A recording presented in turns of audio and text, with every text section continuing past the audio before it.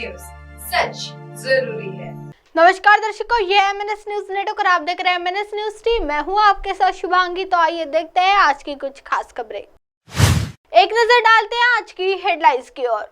Court में सुनवाई के दौरान बेहोश हुए ममता के मंत्री, हालत बिगड़ने पर ज्योतिप्रिय मलिक को अस्पताल में कराया गया भर्ती।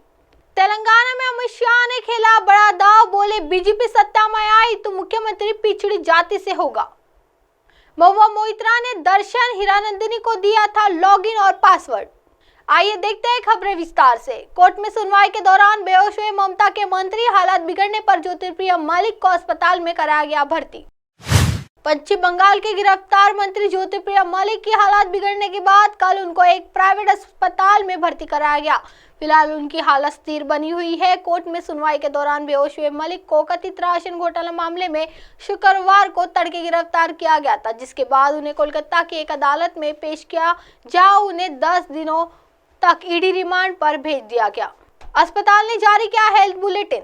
ज्योतिप्रिय मलिक की हालत को लेकर अस्पताल ने हेल्थ बुलेटिन जारी किया, जिसमें कहा गया कि मलिक 66 की हालत फिलहाल स्थिर है और उन्हें करीबी निगरानी और जांच के लिए भर्ती कराया गया है। बुलेटिन में कहा गया है कि उनका सीटी स्कैन, MRI और ब्लड की जांच की गई है। इससे पहले एक अधिकारी ने कहा था कि राज्य के वन मंत्री कोर्ट में सुनवाई के दौरान बेहोश हो गए, उन्हें तत्काल चिकित्सा जांच के लिए अस्पताल ले जाया गया। राज्य में वन मंत्री ज्योतिप्रिय मलिक को चक्कर आना, मतली, उल्टी और बाएं हाथ की कमजोरी की शिकायत के बाद शाम लगभग 7:05 में कोलकाता के शैलिटी अस्पताल में इमरजेंसी विभाग में भर्ती कराया गया था। उनकी देखरेख आपातकालीन चिकित्सक और आंतरिक चिकित्सक, न्यूरोलॉजी, कार्डियोलॉजी और नेफ्रोलॉजी के सलाहकारों की एक टीम द्वारा किया गया था। उनकी सलाह पर वन मंत्री का सीटी स्कैन, MRI और ब्लड जांच कराई गई। सूत्रों के मुताबिक केंद्रीय जांच एजेंसी ने बिजनेसमैन बकीबुर रहमान की गिरफ्तारी के बाद मलिक के घर पर छापा मारा था। रहमान को पिछले हफ्ते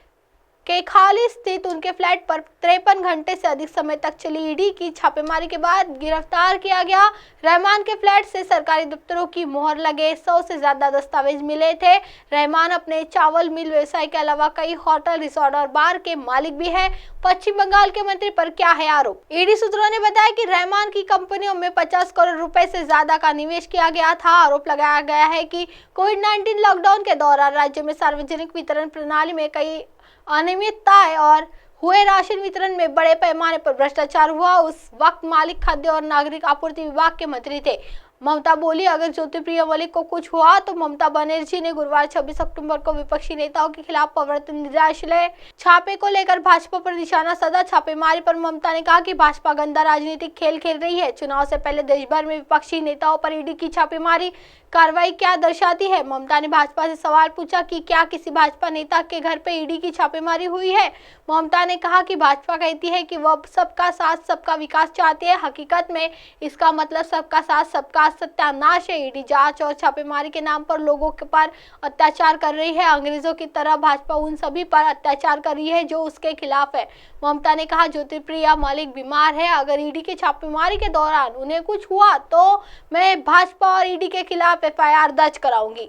आइए बढ़ते हैं अगली खबर की ओर। तेलंगाना में अमित शाह ने खेला बड़ा दांव, बोले बीजेपी सत्ता में आई तो मुख्यमंत्री पिछड़ी जाति से होगा। तेलंगाना विधानसभा चुनाव से पहले बीजेपी से सीनियर नेता और केंद्रीय गृह मंत्री अमित शाह ने बड़ा दांव खेला है। उन्होंने शुक्रवार को ऐलान किया कि अगर बीजेपी सत्ता में आती है तो तेलंगाना में भारतीय जनता पार्टी का अगला मुख्यमंत्री पिछड़ी जाति से होगा। अमित शाह ने सूर्यापेट में जन गर्जना सभा को संबोधित करते हुए कहा कि मैं आज तेलंगाना के लोगों से कहना चाहता हूँ कि बीजेपी को आशीर्वाद दे और बीजेपी की सरकार बनाए। बीजेपी तेलंगाना को पिछड़े वर्ग से मुख्यमंत्री देंगी। तेलंगाना विधानसभा चुनाव को देखते हुए बीजेपी राज्य में मुख्यमंत्री के चंद्रशेखर राव के नेतृत्व वाली सत्तारूढ़ भारत राष्ट्र समिति BRS को सत्तारूढ़ से हटाने के लिए रणनीतिक रूप से काम कर रही है। इससे पहले गुरुवार को निजामाबाद के बीजेपी सांसद धर्मपुरी अरविंद ने कहा कि बीजेपी आगामी राज्य विधानसभा चुनाव पूर्ण बहुमत से जीतेगी और कांग्रेस कई निर्वाचन क्षेत्रों में तीसरे स्थान पर आएंगे। भारतीय चुनाव आयोग ने 9 अक्टूबर को घोषणा की कि तेलंगाना विधानसभा चुनाव 30 अक्टूबर को होंगे। वोटों की गिनती 3 दिसंबर को होगी। तेलंगाना में आगामी विधानसभा चुनाव में बीजेपी सत्तारूढ़ भारत राष्ट्र समिति और कांग्रेस के बीच त्रिकोणीय मुकाबला होने वाला है। 2018 में हुए पिछले विधानसभा चुनाव में बीआरएस 119 से 88 सीटें जीते में कामयाब रहा था और उसका वोट शेयर 47.4% था। कांग्रेस 19 सीटों के साथ दूसरे स्थान पर रही, उसका वोट शेयर 28.7% था। आइए बढ़ते हैं अगली खबर की ओर। महुआ मोइत्रा ने दर्शन हीरानंदानी को दिया था लॉगिन और पासवर्ड।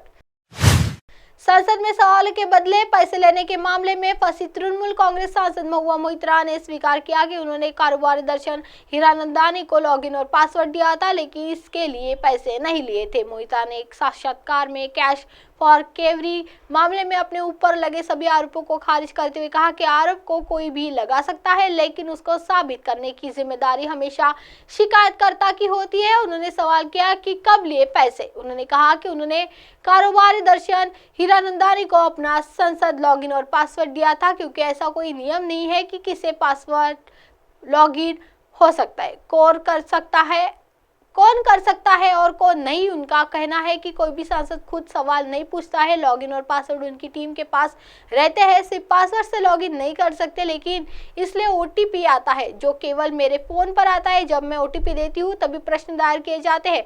महुआ ने कहा कि उन्होंने धमकाने के लिए गलत व्यक्ति को चुना है। उन्होंने सच में ऐसा किया है।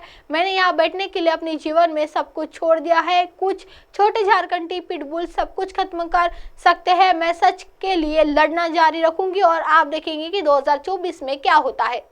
अब आप हमारे चैनल को आपके मोबाइल पर भी देख सकते हैं। मोबाइल ऐप पर देखने के लिए play store MNS news T app download करें। इंस्टा, ट्विटर, हाईकुक, फेसबुक और कई सोशल मीडिया प्लेटफॉर्म पर हमारा चैनल उपलब्ध है। आप इसे यूट्यूब पर भी देख सकते हैं। आप हमारे चैनल को लाइव भी देख सकते हैं www.mnsnewst.com पर। फिलहाल वक्त हो चला है दर्शकों ब्रेक का। ब्रेक से लौटने के बाद देखिएगा देश और दुनिया की तमाम बड़ी खबरें। बने रहिए MNS न्यूज टी पर। नमस्कार।